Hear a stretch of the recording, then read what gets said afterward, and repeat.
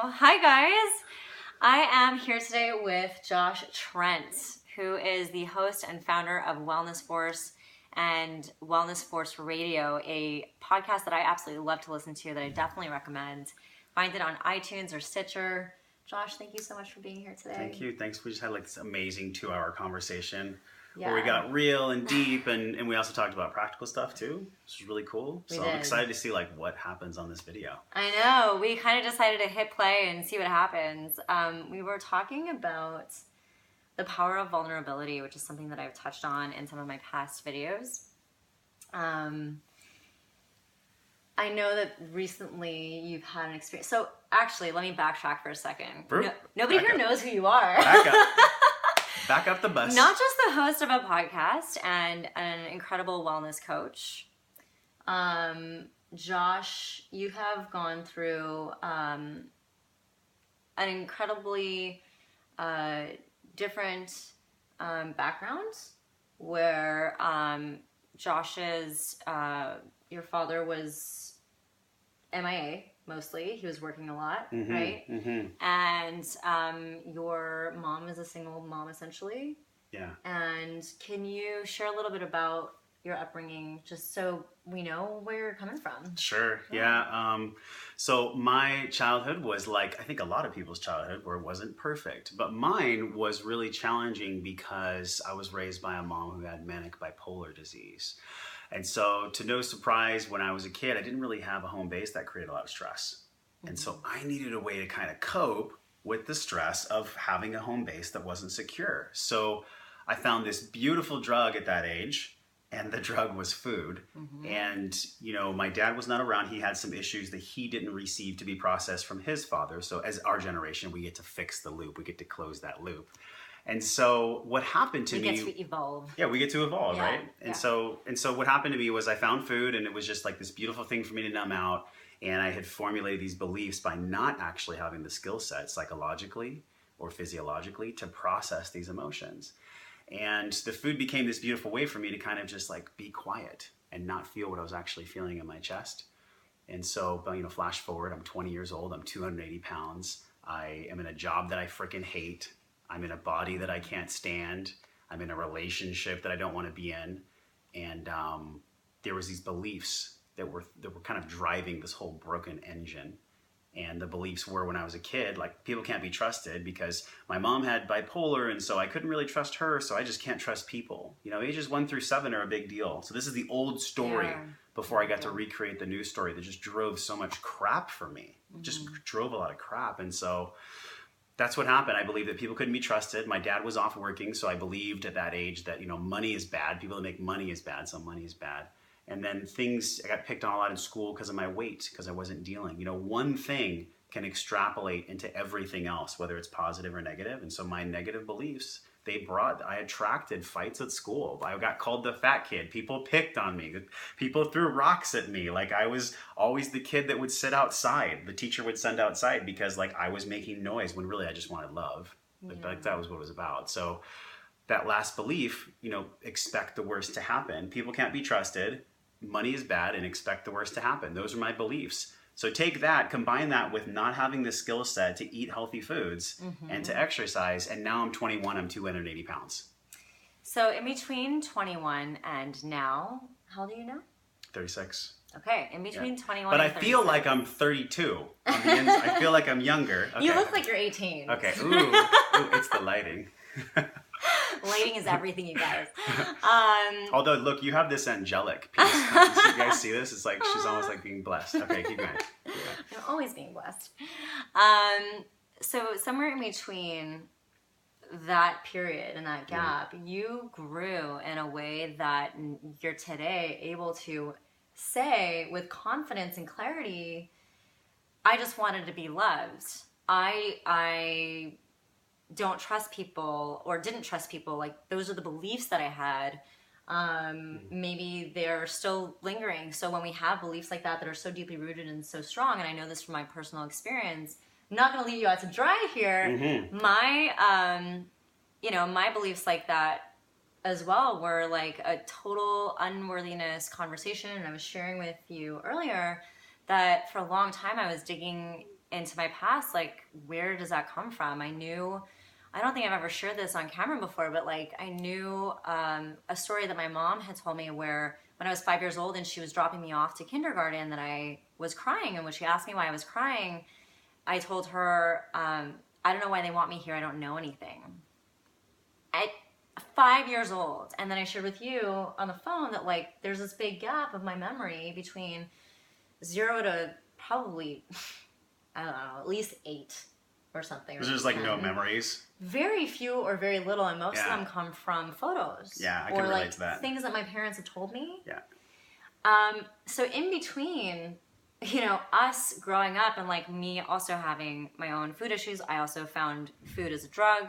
I used it to suppress my unworthiness. I always felt like my family was up here and I was down here and I wasn't even worthy of being around them. And what this does is it kind of creates this very kind of self-centered, selfish world where it becomes all about me.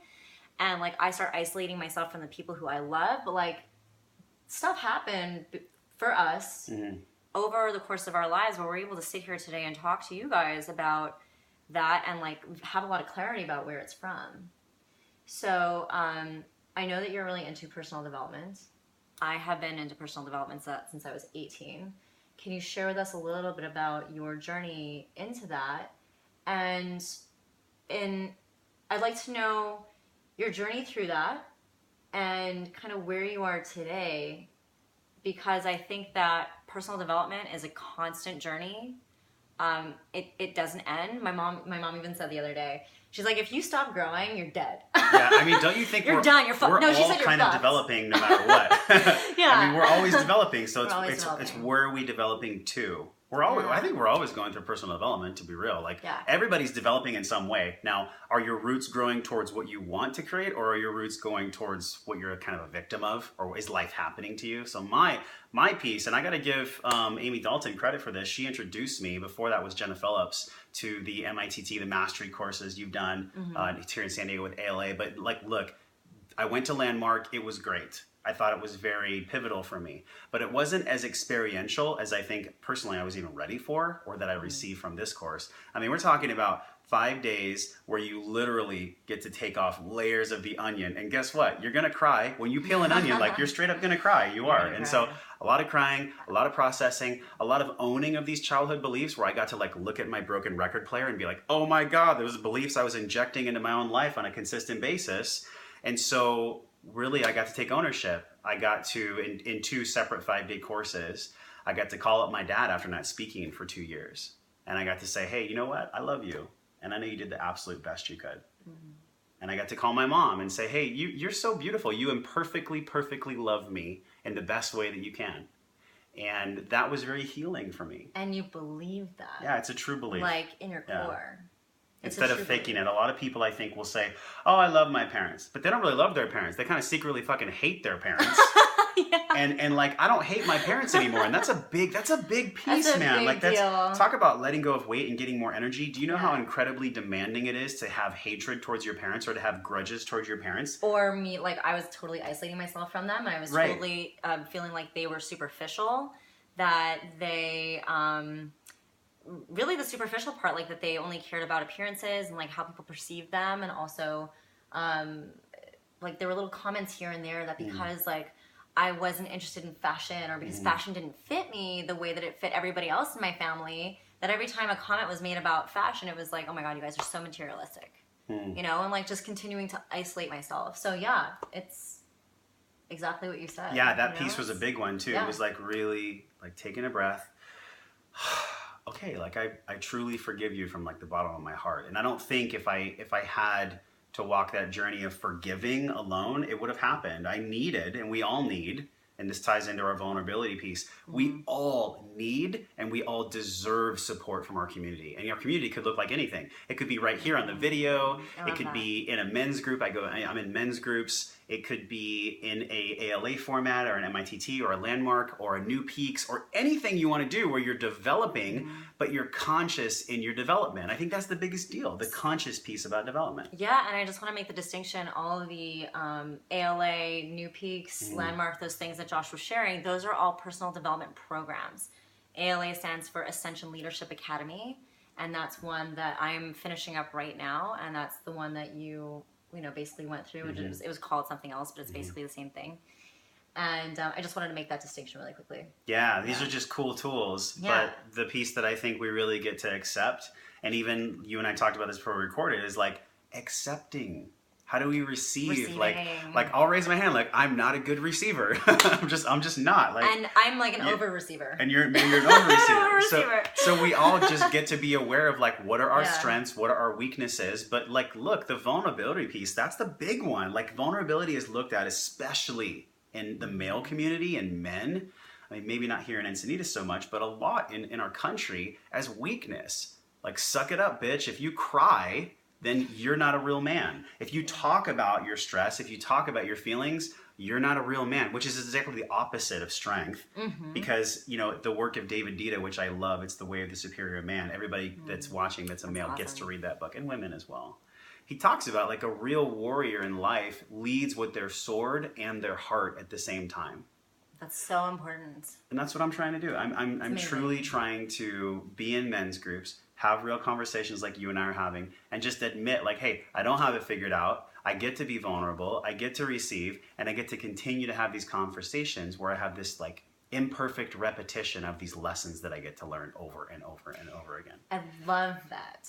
I love that. The imperfect repetition of lessons. Yeah. Guys, that's what development looks like. It's like repeated, the same message repeated over and over and over and over again in your life until you get it, basically. And that's why they say if you don't make changes now, if you don't listen to the message now, whether it's in your relationship, if you keep having the same patterns in your relationships, if you keep having the same financial patterns, if you keep having the same food patterns, and you don't learn from those lessons, like, that's not growth. But if one day you decide, right, and we'll talk about that in a second, you make the choice to learn and shift and do something differently, that's growth. Like, yeah, growth isn't pretty. I mean, look at a weed growth through is not concrete. pretty. Growth I love isn't. that statement. Growth is not sexy. No. People want to glamorize personal development and glamorize growth. There's nothing fucking sexy about crying, going through ordeals, and pulling out past memories to let them go. That's not sexy at all. No. But it's necessary. It's necessary. And I love what you were talking about. So can you share with us what receiving looks like for you right now? So either like in a literal Did you see me sense, take like, a deep breath when Yeah, I did. What is receiving? It's okay. This is a safe place. But like, what does it Yeah. look like for you to, number one, be able to receive? Okay. So like, where do you have to get yourself to be, like, mentally, physically, emotionally? Like, who do you have to be able to receive and get help from people? Because you know that for your dreams and your vision to come to fruition, like, nobody can do anything on their own. Like, you have to be able to receive to achieve your dreams. I have to be able to receive, but I also get to, like, do when I'm like, I said, I'm an over receiver. Like, I have people wanting to give to me all the time, and I'm like, yeah, take. But then it's like too many voices in my head. So I get to stop that, you know? Yeah. So I kind of the opposite situation. So I'd love to know where you need to be to receive and like what that looks like in your life right now. So if I'm truly going to receive, then it starts with this belief that I'm a trusting, authentic, inspiring leader. And that's just something kind of like Dorothy in The Wizard of Oz clicks her heels. Like, that's my go-to. Like, when I'm having a moment and I'm unsure as to how I should be or what I get to do, it's like, all right, let me go back to that little contract I made for myself. Because how do I receive? Your question, how do I receive? I trust. My core lesson in this planet, which goes in alignment with Wellness Force, why I do the podcast, why I think technology can help us, all these different pieces, is because I get to trust. I mean, that's my ultimate core mission. So how do I receive? I just get to practice that imperfect repetition of trusting, constantly trusting. And on top of that, if something or someone breaks my trust, I don't get to use that as a reason not to trust anymore. I just get to be aware that that type of person, or the energy that I felt from that type of person, is just my little navigator, my little compass to where I can still lead with my heart, I can still lead with my sword. But when I come across those people again, those are the people that I just get to be a little more distrustful of until they prove their trust. So for me, being open and being trusting is a continual evolutionary process. I mean, so how do I get to be? I just get to be in my contract. I get to be me. I get to be trusting. it's really cool, by the way, to have this conversation with you because you create a space of trust, which I'm sure comes along with your clients as well. Thank you. Yes. But we've all been there. Like you've all met people that you like you want to trust this person so much, but there's some reason inside of you that you can't trust. Yes. Well, yes. I don't think we can always listen to that fact that we can't trust, because I think we really can. Until someone proves that you can't, you get to. So that's really interesting. I love that perspective. Yeah. I'm gonna so you guys are getting a great dynamic here. Challenge me. We're opposites. Yeah. Challenge, yeah. I'm not even challenging. I'm saying like, so there's this concept of the pendulum swinging. When you're on one end of the pendulum, you want to swing to the other end. So if you are not really trusting by nature, you might swing to the other end and say, okay, I'm going to trust everybody now until they prove themselves wrong. Whereas I'm on the other end, and I, for most of my life, have trusted very easily until I was proven wrong. Now I feel like where I need to be to be the person where I receive the information that I need, and that's it, and it's not too much. I'm not like sucking other people's time, and I'm not like overloading my brain and my receiving capacity. It's about my gut feeling and like getting in touch with my gut.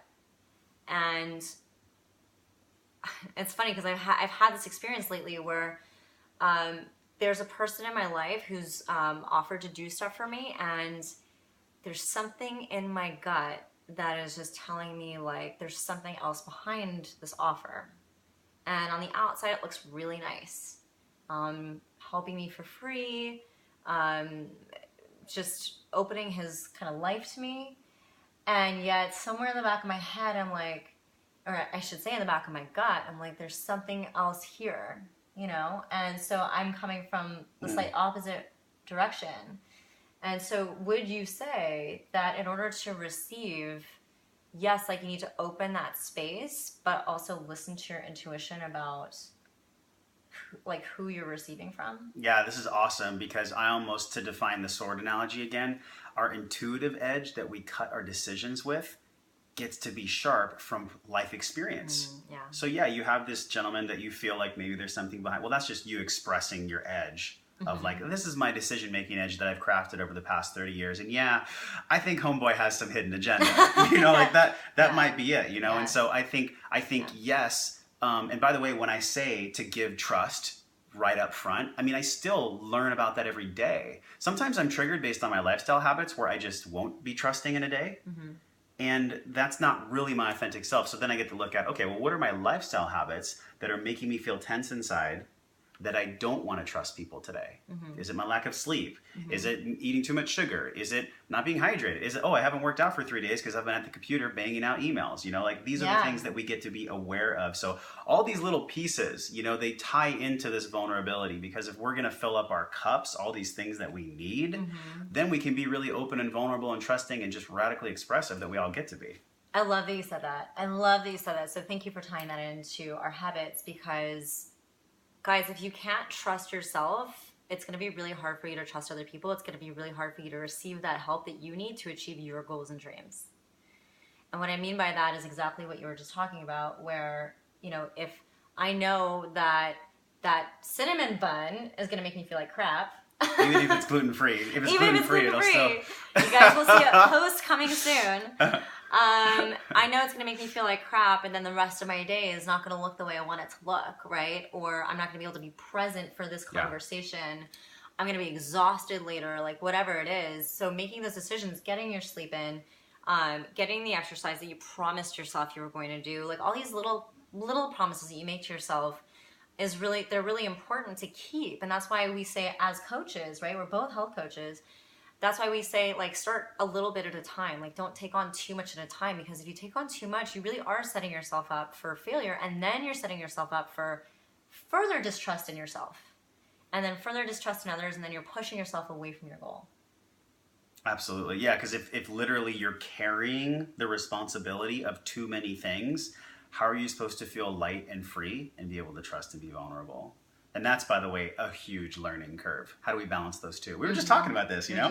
How do you balance those two? Responsibility versus vulnerability. Yeah. Like responsibility can kind of stamp down and kind of like mash down vulnerability. Yeah. But we also, look, on the other side, we don't want to be just floating around life like some of these esoteric spiritual babblers up here in Encinitas that are just kind of like la la la, and you don't even know what they're saying sometimes, you just right? insulted like a whole community. And that's okay. Look, I didn't mean that to be insulting. I'm kidding. It's more just like, I want to feel what you're saying. I don't want to Yeah. just hear it. And I think sometimes people are so interested in just communicating in the most perfect, special way. You know, we talked about this. I edit my podcast a lot because I want to be perceived as this great content creator instead of just trusting the fact that I already am. Yeah. Like, that's the journey. So that's what I'm constantly looking at and I get to be aware of in my life. Yeah. What do you think? You think that's a good ending point? Oh, you're going to edit this? Good? Okay. No, I'm not going to edit Oh, you're not going to? No. Okay, yeah. So this is like no edit. We're just going for it today because we talked for like 2 hours about this transition point, and I mentioned this this work by an author, and he talks about the space between stories. And I think we all can experience this. There's space sometimes between, David Dita calls it the layers of purpose. When one layer is done, there's a space between the next layer. Mm-hmm. What do we do? Like, how do we be vulnerable and expressive and healthy? How do we be wellness in these spaces where we're between stories? And that's honestly kind of where I am right now in where I'm going with my business and what I'm changing and things like this. So I think to kind of cap it with vulnerability and trust and the power of that, look how freeing it is just for me to take a breath and just say, all right, you know what? I'm going to trust that everything's going to work out and like really believe that in my body. That is actually where other things get to be attracted to me, other people, other experiences, or that can give me even more power. But I got to, and I get to, start the power with me and myself first. That's the catch. It's like the do, be, have. Nope. It's the be, do, have. Yeah. So if I'm being it, things are going to come into me to reinforce my being that I already have.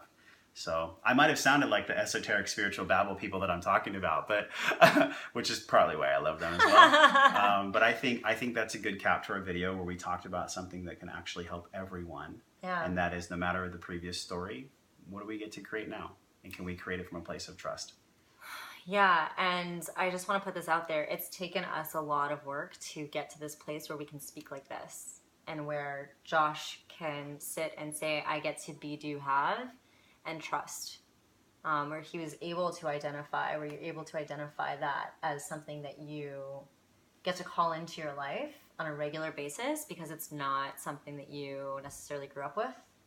Yeah. It's not something you grew up with. It's not something that was like a natural thing for you. So if it and even right now in my family right now, and in a lot of friendships that I've gotten to let go of, it's like, you can't look over our family. We get to love our family and perfectly perfect. But that dialogue that you and I have and the dialogue that people that are on the path, that are kind of growing and ascending, that dialogue doesn't exist right now. And so part of my practice in trusting is not being triggered when I'm around other people that don't want to have that dialogue at all. They don't want to talk about what we're excited about. They don't want to talk about what we're creating. They don't want to talk about what our triggers are. They don't want to grow. And that's okay. We get to still love them. And it has nothing to do with us being better or on a different level. It's just that we're vibrating at a different frequency. And so I choose to be around people that are vibrating at my frequency, like you. Yeah. Love it. Josh, thank you so much for being here. Thanks for having me on. Guys, if you are enjoying these episodes, if you're enjoying the show, please subscribe on YouTube. I have the links above in the post, and please check out Josh at Wellness Force Radio and wellnessforce.com. He's got some amazing content on there. Honestly, I actually listen to it regularly. When is this one coming out? When are you doing this one? Are you gonna this week or next week? This episode? Yeah, is going out tomorrow. Tomorrow? Okay, good. Friday. So next Monday, there's a relationship episode with 2 sex, love, and relationship coaches, which dives into what she and I have been talking about way deeper. So that'll be out on on Tuesday. Yeah, next week. If you guys liked this episode different, because this one's a little different. It's very different. I loved it. I love that you're not editing this too. I'm not editing it. This is awesome. I really want to know what you guys thought of this, or think of this. So I'm not editing that. It's just there. Yeah. So please let me know. Please comment below or send me a private message. I would really appreciate what you liked about this episode. If there was anything you thought was missing, if you wish it was shorter, if you wish it was longer. Thank you so much, and thank you for watching. We really appreciate your time, and we will see you soon.